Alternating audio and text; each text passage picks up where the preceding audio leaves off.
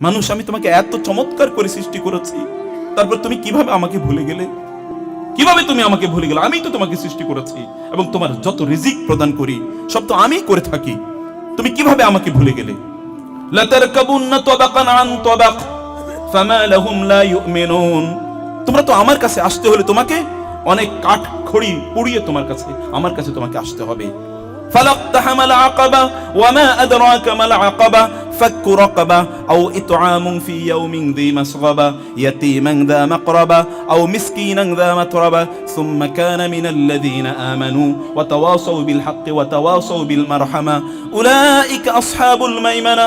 ডানপন্থী হতে চান, জান্নাতের অধিবাসী হতে চান, তাহলে এই কাজগুলো করতে হবে। ফাক্কু রাকাবা,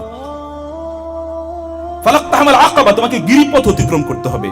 ঘরে বসে থাকবেন, সিনেমা হলে যাবেন, অথবা টেলিভিশনের সামনে বসে থাকবেন, দোকানের সামনে বসে আড্ডা দেবেন, দোকানদারি করতে থাকবেন, দুনিয়া নিয়ে ব্যস্ত থাকবেন। 24 ঘন্টার মধ্যে 23 ঘন্টা 59 মিনিট শয়তানকে দেবেন, আর 1 মিনিটও আল্লাহ সুবহানাহু ওয়া তাআলাকে দেওয়ার জন্য ফুরসত নাই।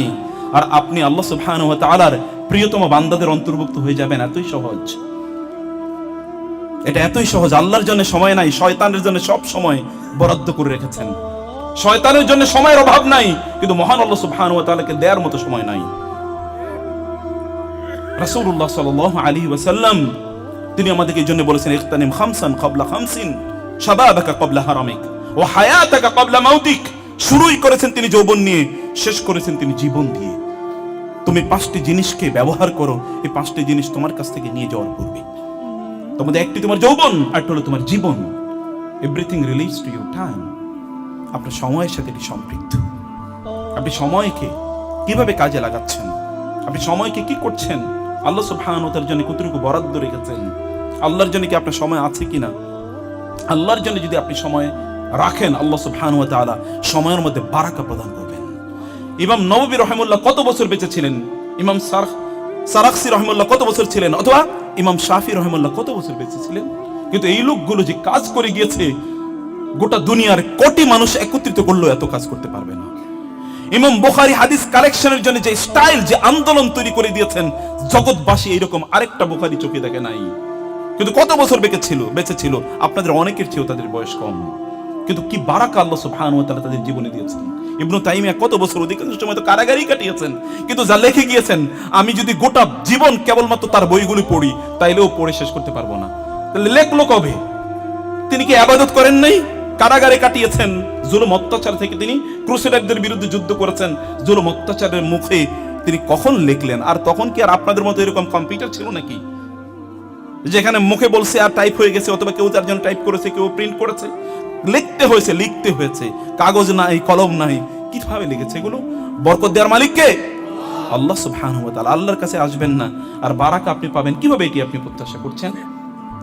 আল্লাহ সুবহানাহু ওয়া তাআলা এই জন্য সূরাতুল কাহফে আল্লাহ সুবহানাহু ওয়া তাআলা বলেছেন, ওয়ামান আযলামু মিম্মান যুক্কিরা বিআয়াতি রাব্বিহি ফাআরাদা আনহা ওয়া নাসিয়া মা কদ্দামাত ইয়াদা ইন্না জাআলনা আলা কুলুবিহিম আকিন্নাতান আন ইয়াফকাহুহু ওয়া ফি আযানিহিম ওয়াকরা ওয়া ইন তাদউহুম ইলাল হুদা ফালান ইয়াহতাদু ইযান আবাদা। একদল লোক আছে, এরা এত বড় জালেম যে আল্লাহর কথা যদি তাদেরকে স্মরণ করিয়ে দেয়া হয়, তাহলে তার মুখ অন্যদিকে ফিরিয়ে চলে যায়। না এরকম লোক? আল্লাহর কথা ভালো লাগে না, গান বাদ্য এমন ভালো লাগে। গান বাদ্য যার অন্তরে ভালোবাসা তৈরি করেছে, ওই ব্যক্তি তো অলরেডি মুনাফিক হয়ে গেছে।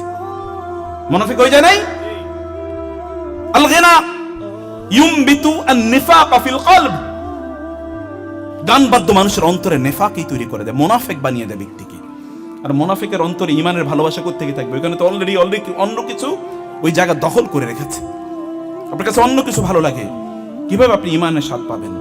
ঈমানের স্বাদ তো পাওয়ার কোনো সুযোগই নাই। সালাসাতুন মান কুন্না ফিহি ওয়াজাদা হালাওয়াতাল ঈমান। যে ব্যক্তির মধ্যে 3টি জিনিস পাওয়া যায়, সেই ব্যক্তি কেবলমাত্র ঈমানের স্বাদ পায়। আন ইয়াকুন আল্লাহু ওয়া রাসূলুহু আহাব্বা ইলাইহি মিম্মা সাওয়াহুমা। যে ব্যক্তির কাছে আল্লাহ এবং আল্লাহর রাসূল সবকিছুর চেয়ে অনেক অনেক প্রিয়, এই ব্যক্তি হচ্ছে ঈমানের স্বাদ পায়। বুঝেন না কথা? আল্লাহ এবং আল্লাহর রাসূল তার কাছে সবার চেয়ে প্রিয়। যখন আল্লাহ এবং আল্লাহর রাসূলের কথা আসে, সাহাবায়ে কেরামরা যখন কোনো জায়গা দিয়ে যেতেন, যদি কেউ বলতেন ক্বালা রাসূলুল্লাহ সাল্লাল্লাহু আলাইহি ওয়াসাল্লাম, সাহাবায়ে কেরামরা থমকে দাঁড়াতেন। কে বলছে ক্বালা রাসূলুল্লাহ? কে বলছে ক্বালা রাসূলুল্লাহ? ক্বালা রাসূলুল্লাহ শোনার জন্য এগুলো 6 মাস অথবা 1 বছর রাস্তা অতিক্রম করে যেতেন। একটা মাত্র হাদিস আনয়নের জন্য সাহাবী, রাসূলের সাহাবী, তিনি 6 মাসের রাস্তা অতিক্রম করতেন, যে একটা হাদিস কেউ যেন বলেছে ক্বালা রাসূলুল্লাহ, ওইখানে একটা ক্বালা রাসূলুল্লাহ আছে, আমি এই ক্বালা রাসূলুল্লাহ আমার লাগবেই লাগবে। আর আপনার ঘরের প্রান্তরে এসে লোকেরা দাওয়াত দিয়ে যায়, তারপর আপনার কানে পৌঁছে না। কত বড় দুর্ভাগ্য, কত বড় হতভাগা হতে পারে। ওয়াসায়ুজান্নাবুহাল আশকা আল্লাযী ইয়াসলা আন-নারাল কুবরা। আল্লাহ সুবহানাহু বলেছেন এই জান্নাত থেকে তো দূরে থাকবে যারা আল আশকা, সবচেয়ে দুর্ভাগা, মোস্ট রেচেড, সবচেয়ে দুর্ভাগা যে সকল লোকেরা, এগুলো এগুলো থেকে অনেক অনেক দূরে সরে যাবে। আপনারা আমার কথা বুঝতে পারছেন? সম্মানিত ভাইরা, সম্মানিত বোন, আমি কয়েকটি বিষয় আপনাদের দৃষ্টিতে আজকে নিয়ে আসার চেষ্টা করবো ইনশাআল্লাহ। আল্লাহ সুবহানাহু বলেন ওমান আযলামু, তার চেয়ে বড় জালিম কে, মিম্মান যুক্কিরা বিআয়াতি রাব্বিহি, আল্লাহর আয়াতগুলো সম্পর্কে তাকে স্মরণ করিয়ে দেয়া হয় এবং তাকে কি করা হয়, কিন্তু ওয়ানাসিয়া মা কদ্দামাত ইয়াদা, সে ভুলে যায় কি করেছে, ফাআরাদ আনহা, এবং সে কি করে, এখান থেকে মুখ ফিরিয়ে অন্য জায়গায় চলে যায়। আল্লাহ সুবহানাহু ওয়া তাআলা তিনি বললেন ইন্না জাআলনা আলা কুলুবিহিম আকিন্নাতান আন ইয়াফকাহুহু ওয়া ফি আযানিহিম ওয়াকরা। আল্লাহ সুবহানাহু ওয়া তাআলা তাদের অন্তরে সিল মেরে দিয়েছেন, মোহর মেরে দিয়েছেন। খাতামাল্লাহু আলা কুলুবিহিম ওয়া আলা সামঈহিম ওয়া আলা আবসারিহিম গিশাওয়া। আল্লাহ সুবহানাহু ওয়া তাআলা বললেন ওদের অন্তরে সিল মেরে দেওয়া হয়েছে। এই জন্য এগুলো কোনো কিছুই বুঝে না, দিনের কথা তার মধ্যে কোনো আবেদন তৈরি করে না, কোনো আনন্দ তৈরি করে না, এটা তার মধ্যে কোনো ধরনের অনুভূতি তৈরি করে না, শিহরণ জাগায় না, তার অন্তরগুলো প্রকম্পিত হয় না। এবং এই জন্য আল্লাহ সুবহানাহু ওয়া তাআলা বলেছেন ক্বালাতিল আ'রাবু আমান্না কুল লাম তু'মিনু ওয়ালাকিন কুলু আসলামনা ওয়ালাম্মা ইয়াদখুলিল ঈমানু ফি কুলুবিকুম ওয়া ইন তুতিউল্লাহ ওয়া রাসূলাহু লা ইয়ালিদকুম মিন আ'মালিকুম শাইআ।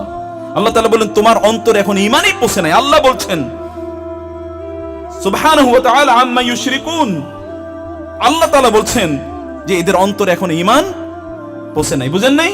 অন্তরে এখন ঈমান পৌঁছে নাই, আসলে অন্তরে ঈমান নাই। মূল প্রবলেম হলো ওই জায়গায়। এই জন্য সেখানে কোনো আকর্ষণ তৈরি হয় না, এই জন্য সেই অন্তরে কোনো শিহরণ জাগে না। আল্লাহর ভালোবাসা সে অন্তরকে জাগরুক করে না, জাগ্রত করে না। আল্লাহর ভালোবাসা তার মধ্যে কোনো অনুরণন তৈরি করে না। সম্মানিত ভাইয়েরা, আল্লাহ সুবহানাহু ওয়া তাআলা বললেন ওয়া ইন তাদউহুম ইলাল হুদা ফালান ইয়াহতাদু ইদান আবাদা। আপনি তাকে যতই হেদায়েতের দিকে তাকান, লা ইয়াহতাদু, এটা আল্লাহ সুবহানাহু ওয়া তাআলা এমন একটা হরফ ব্যবহার করলেন, লান, লান মান হচ্ছে ভবিষ্যতে কখনোই হবে না, ফালান ইয়াহতাদু, নেভার, কখনোই না। এটা ফাইল এটা মুস্তাকবালকে কি করে দেয়, এটাকে নফি করে দেয়, তাকিদ, শক্তিশালী ভাবে নফি করে দেয়। ফালান ইয়াহতাদু ইদান আবাদা, ফালান ইয়াহতাদুর মধ্যেই এখানে তাকিদ আছে। আবার আল্লাহ তাআলা বলেন আবাদা, আবাদা মানে কখনোই না। এমনি আগে হলো কখনোই না, পরেও বলেন কখনোই না, তার মানে কখনোই না, কখনোই না এই সকল লোকগুলো হেদায়েত পাবে। কারণ আপনার কানটাকে আপনি খুলে দেননি আল্লাহর কথা শোনার জন্য, আপনার চোখটাকে আপনি উন্মুক্ত রাখেননি, অথবা আপনার অন্তরটাকে আপনি খুলে দেননি আল্লাহর কথা হৃদয়ঙ্গম করার জন্য। এগুলো আপনার কাছে ভালো লাগে না, অন্য কিছু আপনার কাছে প্রচন্ড চরম ভালো লাগে। সম্মানিত ভাইরা, আল্লাহ সুবহানাহু বলেন ওয়া রাব্বুকাল গফুরু যুর রাহমা লাউ ইউআখিযুকুম বিমা কাসাবু লাআজ্জালা লাহুমুল আযাব। আল্লাহ সুবহানাহু ওয়া তাআলা যদি চাইতেন এই যে আপনারা অপরাধ করছেন না, এগুলোর জন্য আল্লাহ সুবহানাহু ওয়া তাআলা চাইলেই তিনি শাস্তি দিয়ে আমাদেরকে ধ্বংস করে দিতে পারতেন। কিন্তু আল্লাহ সুবহানাহু ওয়া তাআলা তিনি ধ্বংস করেন, এটা তার মেহেরবানি।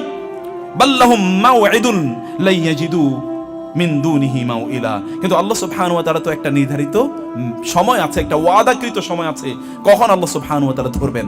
যখন আল্লাহ সুবহানাহু ওয়া তাআলা ধরবেন, ইন্না বাতশা রাব্বিকা লাশাদীদ ইন্নাহু হুয়া ইউবদি ওয়া ইউঈদ।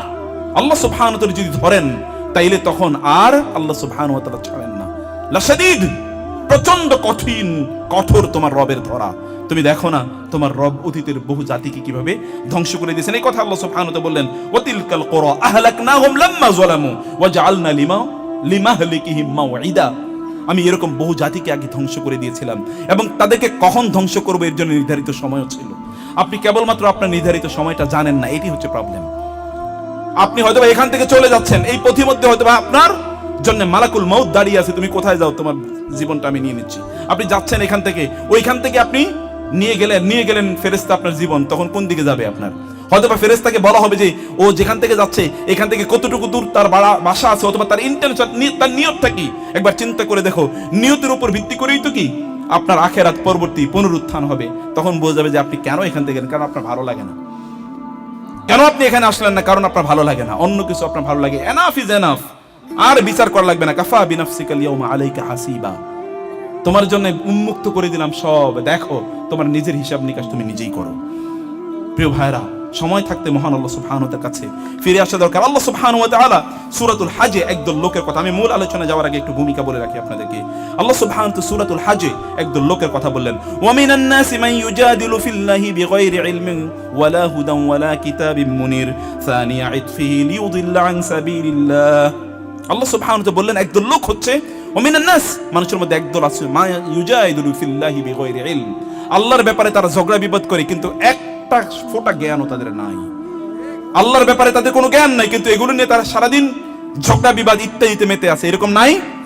এই বাংলাদেশের প্রেক্ষাপটে যেখানে আপনারা 90% মুসলমান, এখানে নাস্তিকরা নাকি এখানকার বড় বুদ্ধিজীবী, এটা তো মুসলমান হিসেবে আমাদের জন্য লজ্জা।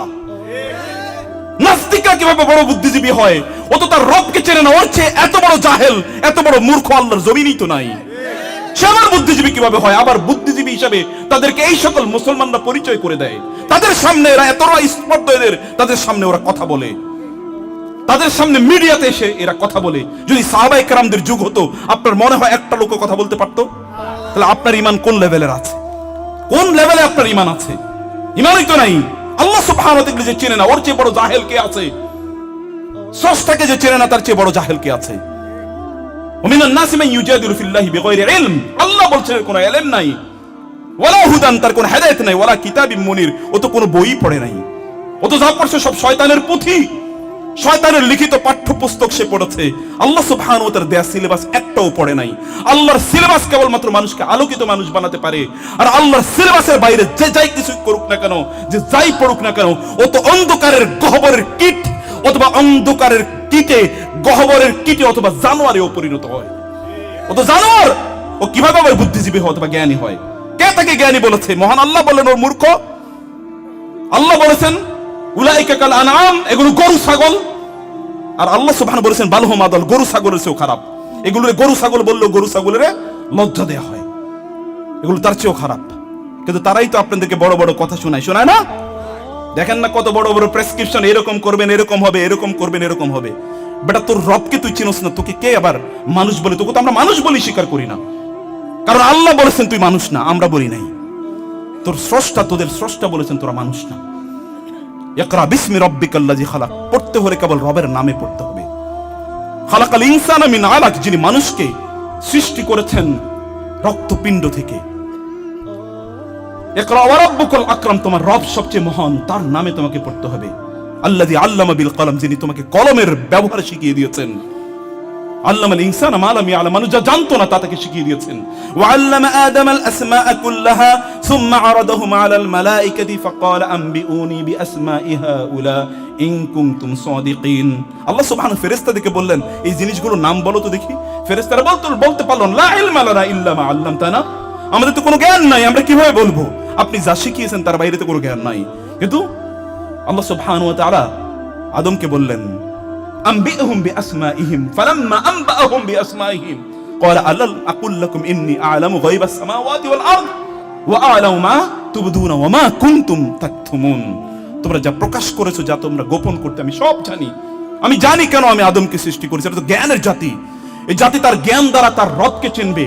ইন্না ফি খালকিস সামাওয়াতি ওয়াল আরদি ওয়া ইখতিলাফিল লাইলি ওয়ান নাহার ওয়াল ফুলকিল্লাতী তাজরি ফিল বাহরি বিমা ইয়ানফাউন নাস وما أنزل من السماء من ماء فأحيا به الأرض بعد موتها وبث فيها من كل دابة وتصريف الرياح والسحاب المسخر بين السماء والأرض لآيات لقوم يعقلون।